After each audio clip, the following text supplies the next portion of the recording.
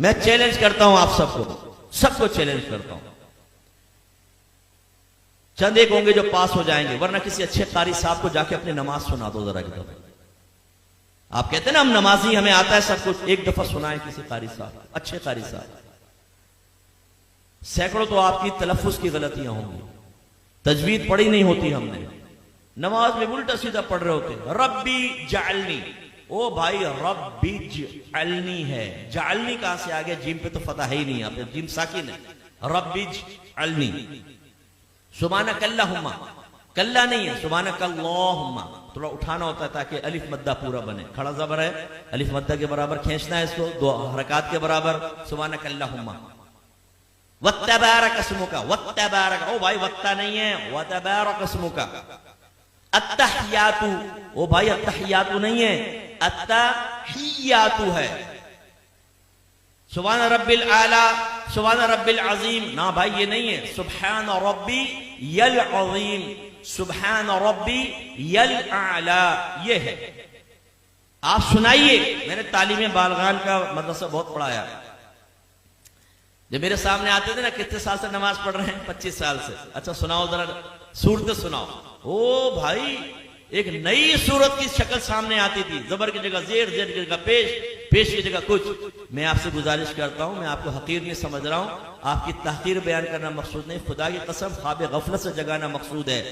आज आप चेक भरते हैं ना, चेक, जितने यहाँ चेक भरने वाले मौजूद है उनसे पूछिए, इतने आराम से भरते हैं, कहीं टेढ़ा मेढ़ा ना हो जाए, बाउंस हो जाएगा।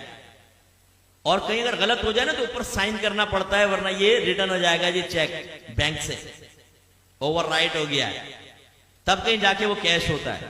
लेकिन जब नमाज पढ़ते तो समझते हैं बहुत बड़ा हमने अल्लाह पर एहसान किया है। बात तो पढ़ते ही नहीं, खैर जो पढ़ते हैं बहुत बड़ा एहसान किया है, अब पढ़ी बस अल्लाह कबूल फरमाएगा। हालांकि नबी करीम सल्लल्लाहु अलैहि वसल्लम फरमाते हैं कि बंदा बाज़ औक़ात 60 बरस तक नमाज पढ़ता है, लेकिन उसकी एक भी नमाज अल्लाह ताला की बारगाह में कबूल नहीं होती, क्योंकि रुकू सही करता है तो सजदा गलत कर देता है, सजदा सही करता है तो रुकू गलत कर देता है। एक रिवायत में फरमाया, बाज नमाजी ऐसे हैं कि मस्जिद के दरवाजे से बाहर नहीं निकलने पाते कि उनकी नमाज पुराने कपड़े की तरह लपेट के उसके मुंह पे मार दी जाती है। एक रिवायत में फरमाया, जब नमाजी बाज़ औक़ात नमाज खत्म करता है तो नमाज उससे ये कहती है, अल्लाह तुझे ऐसे ही बर्बाद कर दे जैसे तूने मुझे बर्बाद किया। उसमें वो खास तौर पे जो सुपरमैन नौजवान यहां बैठे हुए ना, जब नमाज पढ़ने खड़े होते हैं, रुकू सजदा, एकदम सीधे खड़े हो गए, रुकू सजदा, अभी हमारी अलहम्द आदि भी नहीं होती, 2 रकातें खत्म कर लेता। और जब ये सलाम फेरा, कल्टी बाहर, ओ भाई तो ये तू एक्सप्रेस ट्रेन बना हुआ है, बुलेट ट्रेन, ये तेरा फायदा क्या हुआ नमाज पढ़ने का? यानी सर से बोझ उतार रहे हो। आपने देखा जुमे की नमाज के बाद जैसे ही इमाम साहब सलाम फेरते हैं, जूतियों पर रश लग जाता है, इतना रश हो जाता है जैसे बाहर 5-5 हजार के नोट बट रहे हैं, अगर देर हो गई तो निकल जाएंगे।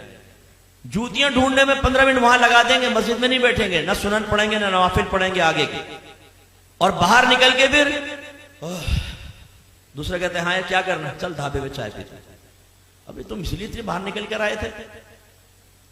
ये भी जिम्नन बात आ गई तो मैं आपको अर्ज कर दूं, गौर से करें, गौर से देखें, और अपने बारे में मैं भी सोचता हूं, आप भी सोचें।